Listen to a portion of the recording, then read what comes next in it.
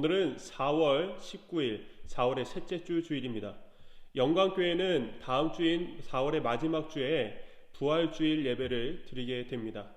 다음 주에 우리 학생 여러분들을 다 같이 만날 수 있게 되기를 소망해 봅니다.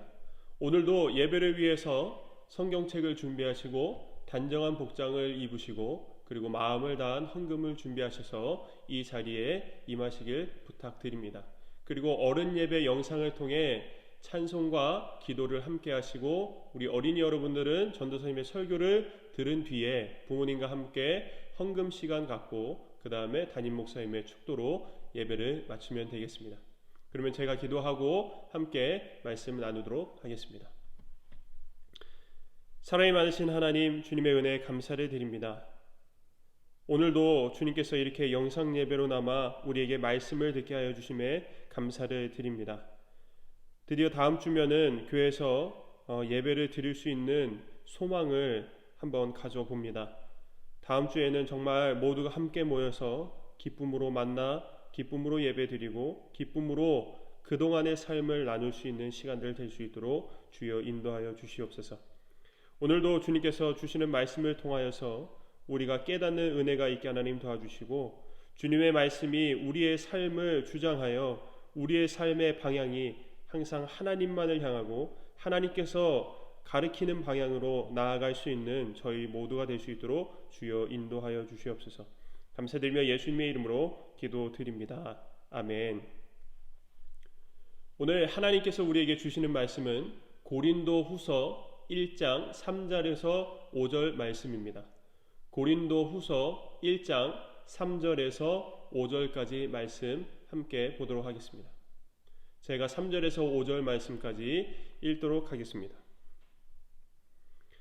찬송하리로다. 그는 우리 주 예수 그리스도의 하나님이시요 자비의 아버지시요 모든 위로의 하나님이시며 우리의 모든 환난 중에서 우리를 위로하사 우리로 하여금 하나님께 받는 위로로서 모든 환난 중에 있는 자들을 능히 위로하게 하시는 이시로다.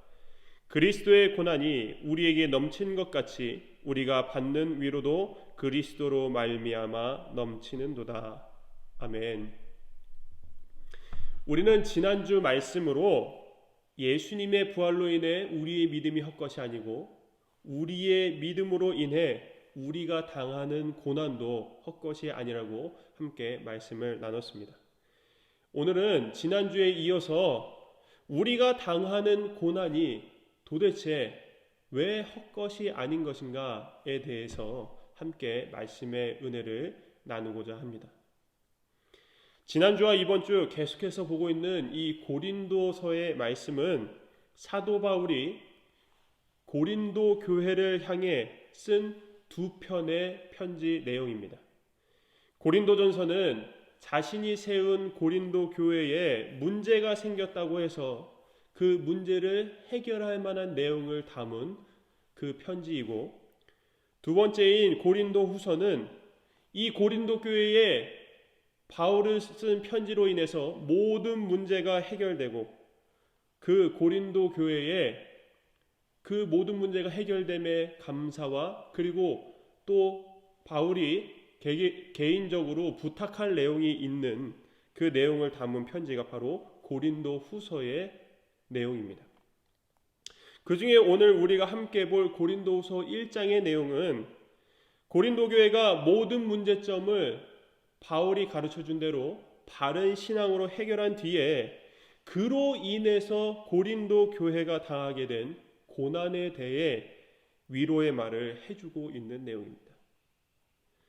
본래 교회는 바르게 살려고 하면 할수록 고난을 당하게 되어 있습니다.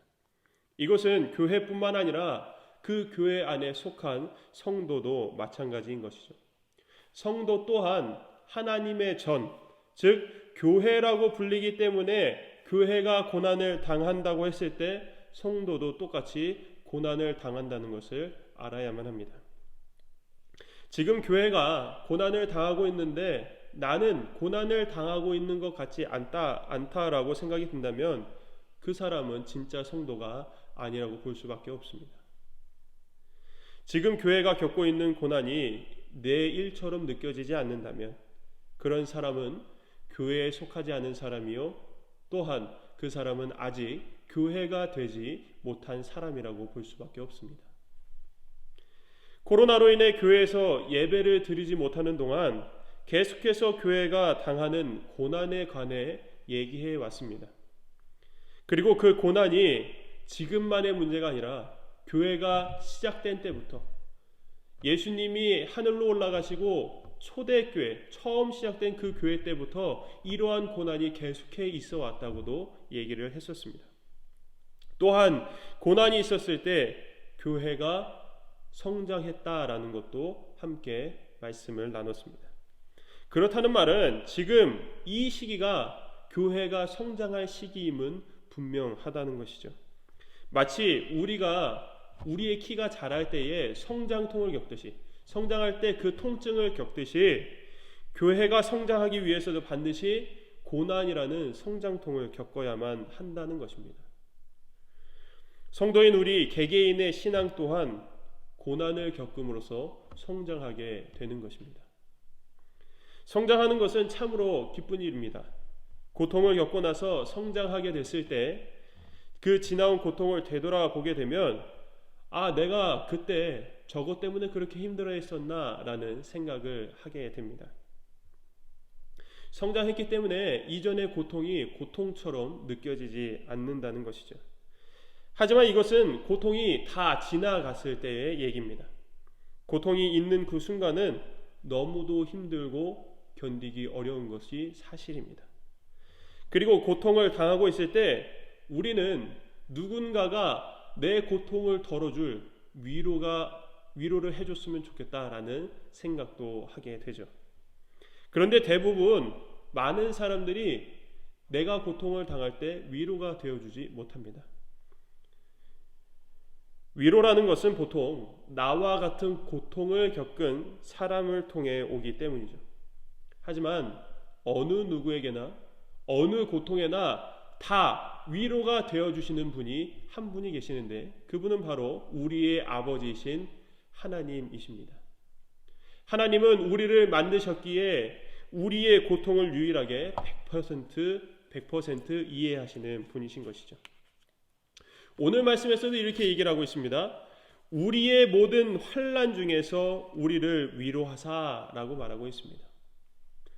하나님께서 우리가 고난 가운데 있을 때 위로해 주시는 이유가 4절에서 두 가지로 말하고 있는데, 첫 번째는 말 그대로 우리를 위로하시기 위함입니다. 우리가 당하는 고난으로부터 위로하시겠다라는 말이죠. 우리가 고난 때문에 힘들어하니까 이 고난을 잘 이겨나갈 수 있다고, 내가 항상 너의 뒤에서 지켜주고 있다고 위로해 주신다는 것입니다. 그런데 이 두 번째는 첫 번째처럼 하나님 혼자 하시는 일이 아니라 바로 첫 번째에서 위로하신 그 사람을 통해, 위로하신 나를 통해서 하나님이 함께 일하신다고 말씀하고 있습니다.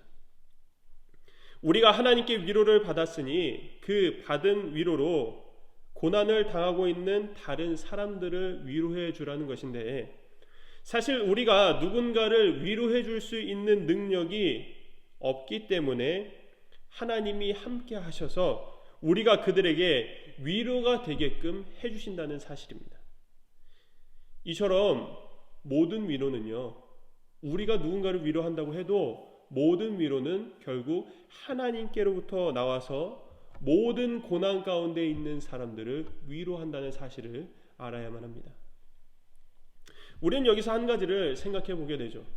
도대체 고난은 어디서부터 오게 되는 것인가 라는 겁니다. 5절에 의하면 우리가 당하는 고난은 바로 예수님께서 당하신 고난이다 라고 말하고 있습니다. 그러니까 우리가 예수님을 믿기 때문에 고난을 당하고 있다라는 것입니다. 우리가 지금까지 당한 고난이 아무 이유 없이 당한 고난이 아니라는 것이죠.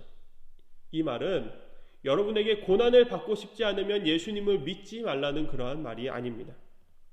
모든 사람에게는 다 고난이 있습니다. 예수님을 믿든 예수님을 믿지 않든 모든 사람에게는 각자의 고난이 다 있기 마련입니다. 그런데 예수님을 믿는 사람은 그 고난이 바로 믿음으로부터 오는 것이기 때문에 그 고난이 믿는 사람에게는 유익이 있게 되는 것이죠. 그리고 믿음으로 당하는 고난에는 반드시 하나님께서 위로하시는 그 위로도 따라온다는 것을 기억해야 합니다. 그러니 그리스도인은 고난을 기쁘게 받을 수가 있는 것입니다. 내가 예수님을 믿어 당하는 고난 뒤에 반드시 하나님의 위로가 찾아온다면 그 고난 받을 만하지 않을까요?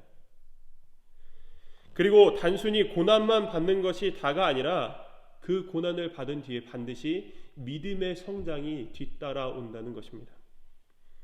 하나님의 위로도 받고 믿음도 성장하는 일석이조의 유익이 우리에게 있게 된다는 것이죠.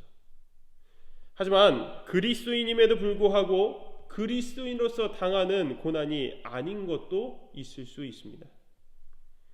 내가 그리스도인인 것과 상관없이 나의 모습으로 인해 당하는 고난이 있을 수 있는데, 그러니까 내가 그리스도인으로서 당하는 고난이 아니라 그냥 내 성품에 따라, 내 성격에 따라, 내 모습으로 당하는 고난이 있을 수가 있는데, 이러한 고난은 하나님께 위로를 받지도 못할 뿐더러 이 경우에는 오히려 당하는 고난으로 인해 하나님을 욕되게 할 수 있다는 것을 우리는 기억해야 할 것입니다. 그러니 내가 당하는 모든 고난이 내가 그리스도인이기 때문에 당한다고 착각하지 않았으면 좋겠습니다. 꼭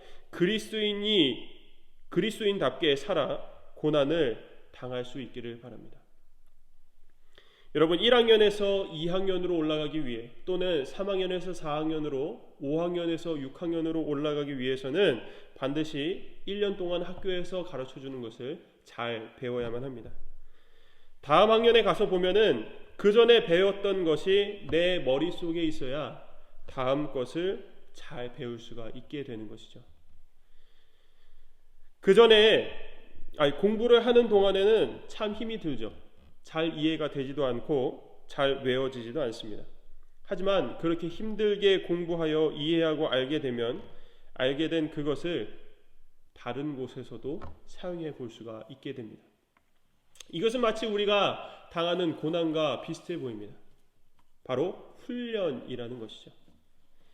고난은 단순히 우리를 어렵게 만들려고 하는 것이 아니라 배우게 하고 성장하게 합니다.